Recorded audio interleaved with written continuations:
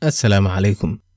Barnaamijka maanta ayaa waxaan ku soo qaadan mataanihii 4 bilood kala weynaa, masaska aan ukunta dhalin ee masas nool dhala, iyo macluumaad kale oo kala duwan. Balse marka hore, su'aal ayaa jirta dad badan la weydiiyey oo caan ah marka la fiiriyo cilmiga psychology-ga iyo anshaxa, oo sidaan u dhigan. Waxaad sawirataa inaad aragtay tareen ama tram xoog ku soconaya, markaas ayaa waxaad aragtay in meesha uu ku socdo ay 5 nin ka shaqaynayaan biraha tareenka. Laakiin 5taas shaqaalaha ah uma jeedaan tareenka ku soo socda, mana maqlayaan, oo shaqada ay ku jiraan ayaase waxaan samaynaysa, naftooduna halis ayay ku jirtaa. Markaas ayaad waxaad aragtay bir haddaad leexisid aad ku bedeli kartid meesha uu tareenku u socdo, oo tareenkaasi ka leexanayo waddadii ay 5 shaqaale taagnaayeen. Laakiin waddadan kale haddaad u leexisid ayaa isna waxaa jooga hal qof oo uu tareenkaasi dusha ka mari doono. Haddaba maxaad adigu samayn lahayd? Waddada tareenka ma bedeli lahayd si aad 5 qof u badbaadisid oo hal qof u dhinto, mise maadan taabateen oo waa iska dayn lahayd si uu tareenkaas 5 qof u dilo?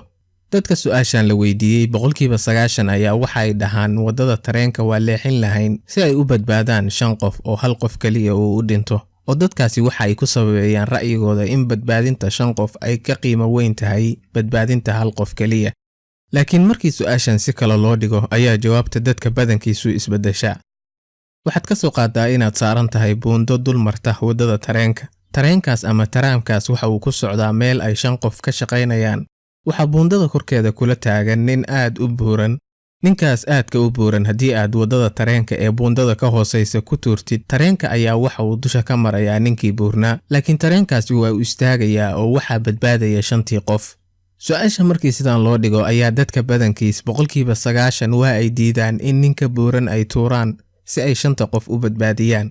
Laakiin labada mas'alo waa isu dhow yihiin oo marna si toos ah ayaa qofka u tuuraysa, marna tareen aan dhinaciisa u soo socon ayaad ku soo leexinaysaa. Oo labada marba waxaad sababaysaa dilka hal qof si aad u badbaadisid dadka badan.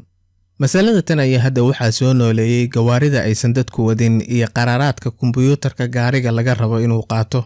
Shirkado badan ayaa maanta waxa ay wadaan tijaabooyin gawaari aan qofna wadin, iyadoo shirkado badani ay ku tartamayaan inay noqdaan kuwa sameeya gawaarida ugu horeysa aysan cidi wadin. Shirkadda Alphabet oo Google iyo YouTube-ka iska leh ayaa ka mid ah kuwa ku tartamaya samaynta teknoolajiyada hagaysa gawaarida aysan dadku wadin. Shirkadaas oo la dhaho Waymo ayaa waxay gawaaridan ku tijaabisaa waddooyinka magaalooyin ka mid ah Mareykanka, iyada oo samaysay taxi ay dad xadidan raacaan si tijaabo ah magaalada Phoenix ee gobolka Arizona. Gawaaridan ayaa waxay awood u leeyihiin inay arkaan gawaarida ka horeysa haddii ay dad u dhow yihiin iyo calaamadaha taraafikada. Markii leerka cas uu arko gaarigan ayuu istaagayaa. Marka masaladii hore ee ahayd yaa badbaadinta mudan ayaa waxa ay xiriir la yeelan kartaa gawaaridan iyo kombiyuutarada hagaya. Oo maxaa lagu programinayaa markii shil laga cabsi qabo? Haddii gaarigaasi kombiyuutarku hagayo uu xoog ku socdo oo uu arko in horeydiisa 5 qof marayaan waddada dhinaceeda kalena hal qof marayo, ma waxa lagu programinayaa inuu 5 qof ka leexdo oo uu jiiro halka qof ee dhinaca kale maraya? Xayawaanada naasleyda ah, mammals ama thadiyaat, ayaa waxa lagu yaqaanaa inay ilmo nool dhalaan oo markaas naas nuujiyaan ilmahooda, halka noolayaal kale oo fara badan ay ukuma dhalaan. Laakiin mar walba sidaas looma kala sooci karo oo waxaa jira xayawaano naasley ah oo ukun dhala marka ay ilmahooda ukunta ka soo baxaanna naas nuujiya. Waxaa kaloo jira kuwa inta badan lagu ogaa inay ukun dhalaan oo qayb ka mid ahi aysan ukun dhalin. Aan ku hormaro xayawaanada naasleyda ee ukunta dhala markaa kadibna ilmahooda naas nuujiya ayaa waxay ku nool yihiin kaliya Australia iyo jasiiradda ku dhow ee New Guinea. Waxaa Ingiriiska lagu dhahaa monotrim, waxaana ka mid ah xayawaankan la dhaho echidna oo waxa uu leeyahay qodxo sida caana qubta oo kala ah. Xayawaankan ayaa waxa uu dhalaa ukun markii ay ilmihiisu dhashaanna naas nuujiya. Waxaa isna la mid ah xayawaankan la dhaho platypuska oo ku nool Australia. Xayawaankan muuqaalkiisa cajiibka ah dartiis ayaa markii nin Britain uga mas'uul ahaa Australia sawir gacmeed ka qaaday xayawaankan uu u diray Britain, ayaa bilowgii saynisyahanada Britain inkireen inuu yahay xayawaan jira oo waxa ay u maleeyeen inuu yahay arrin iyaga lagu khiyaamaynayo. Laakiin waxaa caddaatay inuu yahay xayawaan jira oo ilaa maanta nool. Labadaas xayawaan ayaa ah naasleyda la og yahay ee ukunta dhala. Waxaa kaloo jira xayawaano loo yaqaan inay ukun dhalaan laakiin ilmo nool dhala. Waxaa ka mid ah masaska iyo abeesooyinka qaybtood. masaska badankood ukun ayay dhalaan, laakiin waxaa jira masas ama abeesooyin aan dhalin ukun oo masas nool dhala.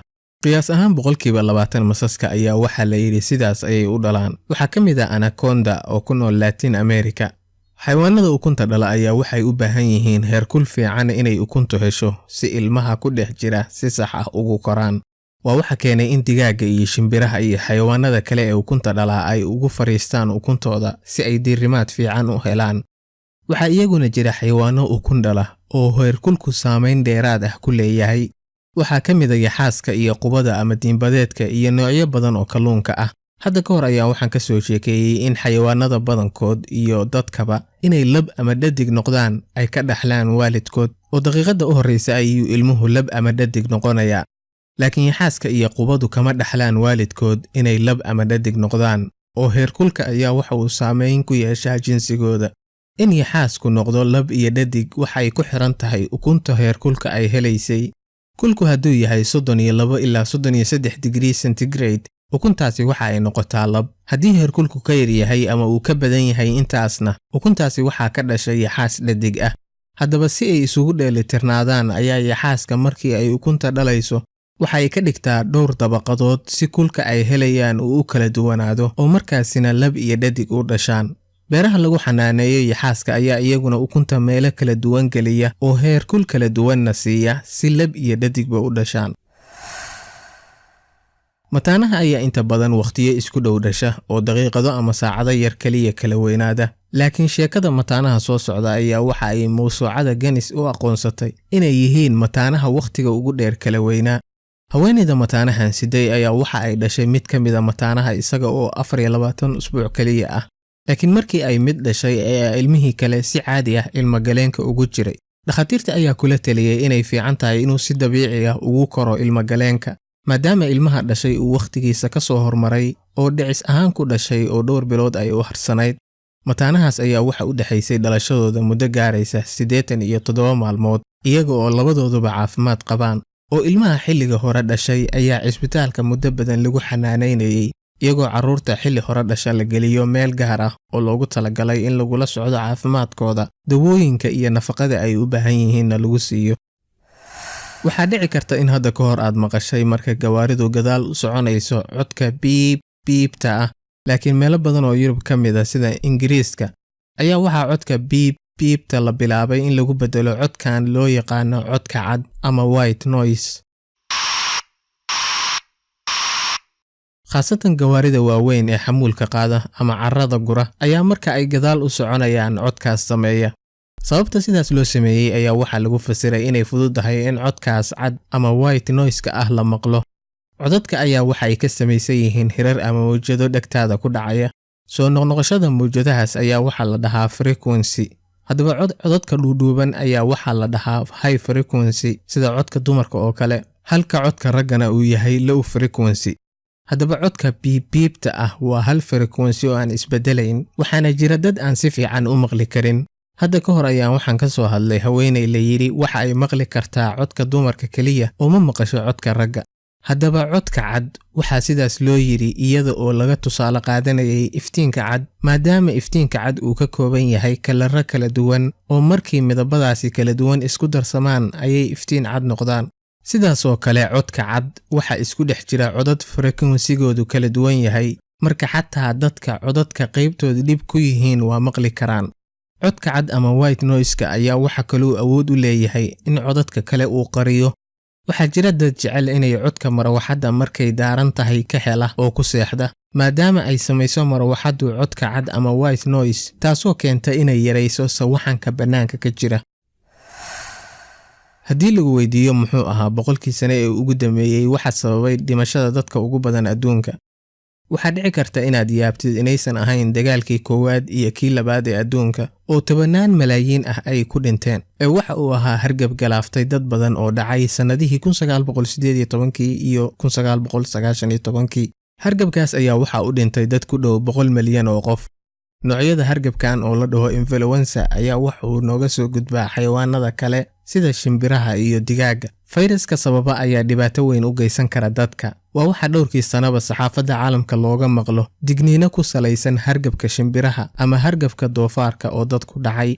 laakiin hargabkii sanadahaas dhacay ayaa ahaa mid saameyn weyn yeeshay isagoo bilaamay dabayaaqadii dagaalkii koowaad ee adduunka.